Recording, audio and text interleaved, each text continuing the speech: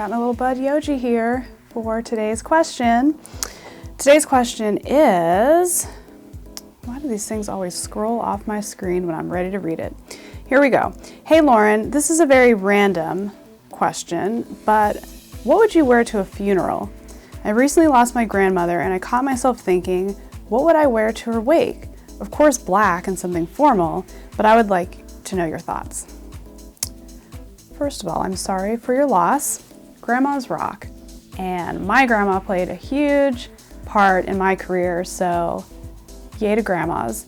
So funerals, obviously the last thing on your mind is fashion and style, but unfortunately, as you said, it comes into play. Like, you have to get dressed, what are you gonna wear? And as you said, of course black, of course something formal, but digging in deeper, what are we gonna do, okay? So my first rule for dressing for a funeral is realize it's not about you, all right? Know that casket over there? Yeah, it's about that. So wearing something to look fashionable or to grab people's attention, that's a no-no for a funeral, okay?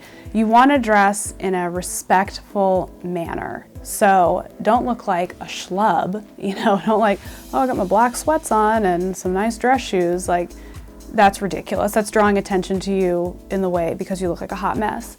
So you want to dress in a way that's covered up, that's respectable. You don't want people coming up to you and being like, oh my God, where did you get that dress? So save that type of flash for another occasion. I definitely recommend like covering up. See, like I have a dress, like we're not showing any cleavage, we're not really showing any skin, we've got long sleeves.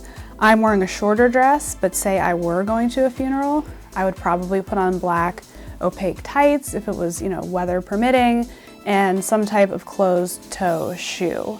So err on the side of being more conservative and covering yourself up, and of course wearing black, unless, you know, the funeral that you go to, they're like, let's celebrate and let's wear like a bunch of crazy colors.